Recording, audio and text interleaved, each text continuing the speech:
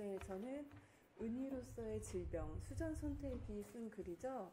18세기와 19세기 동안 악을 지칭하는 은유로서 사용되는 질병이 매독과 결핵 그리고 암이었다라고 이야기해요. 매독은 천벌받은 거야 라고 이야기했다라는 거예요. 그래서 신비롭지 않은 질병이다 라고 여겼고요. 결핵은 어떤 결핵을 결릴 수밖에 없는 특유의 성질을 가진 사람들이 있어 라고 해석되었다 라고 이야기하고, 암은 나를 심판하는 거예요. 나를 심판하거나 자기 스스로 나를 배반했을 때 암에 걸린다 라고 이야기해서 이 세 가지의 질병은 유독 악을 지칭하는 은유로 사용되었다 라고 이야기합니다. 그럼 도대체 은유가 뭘까요? 손택이 아리스토텔레스가 시학에서 말한 은유에 대한 정의를 가지고 이야기합니다. 은유란 어떤 사물에다 다른 사물에 속하는 이름을 전용하는 거야 라고 했을 때, 우리 은유 그러면 정말 대표적인 사례 있잖아요. 내 마음은 호수요 라고 하잖아요. 내가 막 사회를 통해서 나의 지금 상황은 잔잔한 호수와 같아. 이 은유라는 것은 정신성을 개발시킨다라고 해요. 왜냐하면 은유를 사용하기 위해서는 과학적인 지식과 그를 표현하는 능력이 잘 조화를 이루어야 은유를 사용할 수 있다라고 해요. 그래서 이거는 은유 없이는 우리가 생각을 할 수가 없다. 정신성이 발달할 수 없다라고 손택이 이야기하고 있었습니다. 왜 언어는 바이러스다라고 그들은 이야기했을까? 저희 질문을 그렇게 봤어요. 그래서 그러면 우리가 지금 바이러스, 코로나 바이러스는 붐이잖아요. 바이러스가 뭘까? 가장 기초적으로 생각해 보면 생명체가 있는 바이러스, 그리고 생명체가 없는 바이러스, 이렇게 나뉘어진다는 거예요. 생명체가 있는 바이러스는, 모든 바이러스는 사실은 가장 단순한 구조를 가지고 있대요. 그리고 증식을 한다라는 거예요. 어떻게? 계속 유전 변형을 해서 진화 작업을 한다라고 이야기하고 있고요. 생명체가 없는 바이러스는 다른 생명체에 딱 붙어서, 우리 숙주라고 하죠. 붙어서 기생하는 거예요. 근데 계속 유전 변형을 일으킨다라고 하죠. 그러면 언어도 그런 작업을 한다라고 이 한 문장에서 우리가 유추할 수 있습니다.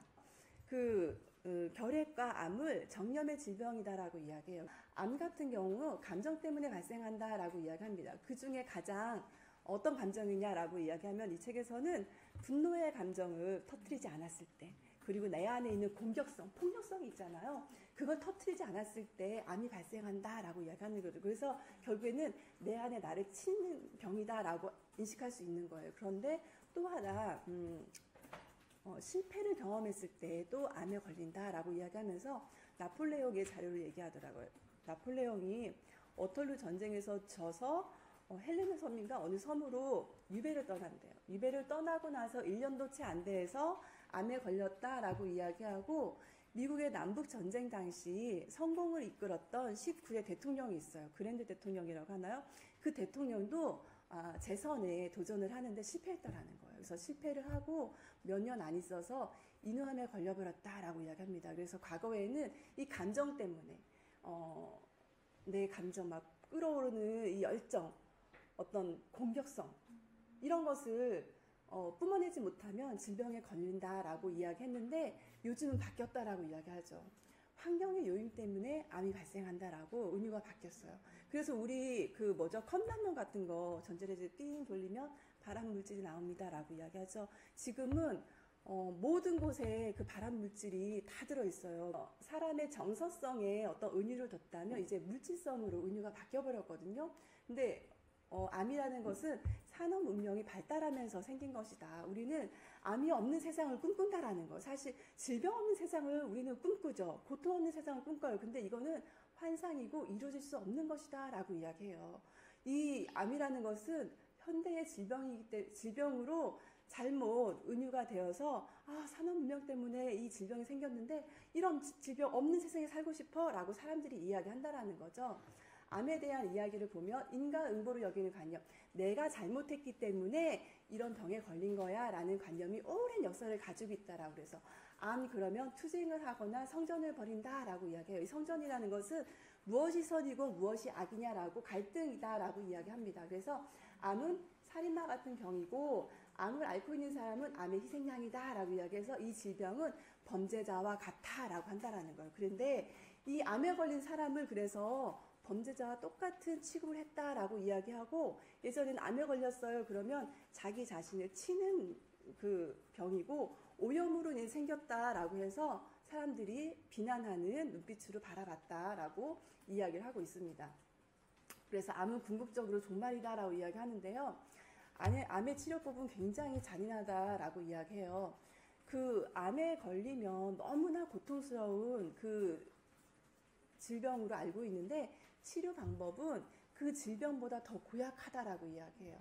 그 암과 관련된 은유는 다 군사적 은유라고 해요. 침략한다, 공략한다, 그리고 암이 몇 개입니다, 무슨 단계입니다 하는 게 다 군사적 은유이다. 군사적 그 군에서 쓰는 언어를 갖다 쓴 거다. 치료 방법이 더 고약해서 치료하다가 암이 걸릴 수도 있다라고 소개를 하고 있었습니다. 암세포는 억제되지 않는 세포이다라고 알고 있는데 그렇지 않다라는 거예요.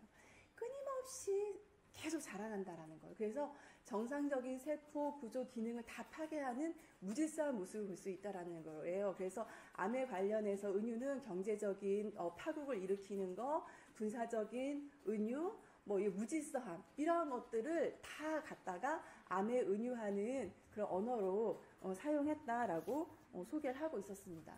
예, 암을 치료하는 모든 과정에서는 곧 죽음이야. 암에 걸리면 나는 죽겠다라는 걸로 이제 사람들이 다 알고 있었다라는 거. 지금은 이제 암을 치료하고 있지만 과거에는 그랬죠. 그래서 암을 둘러싼 공상과학적 이미지가 있다라고 해요. 뭐냐 하면 우리가 이제 생각하고 있는 핵 방사능에 노출되면 내가 나중에 유전적 기형아를 낳을 수도 있어라는 공포가 있다라는 거예요. 이 공포는 또 다른 공포로 대체되었다라고 해요. 뭐냐 하면 흉포한 에너지를 지닌 그 무엇을 지칭하는 은유이기도 하다라고 이야기하는 거죠.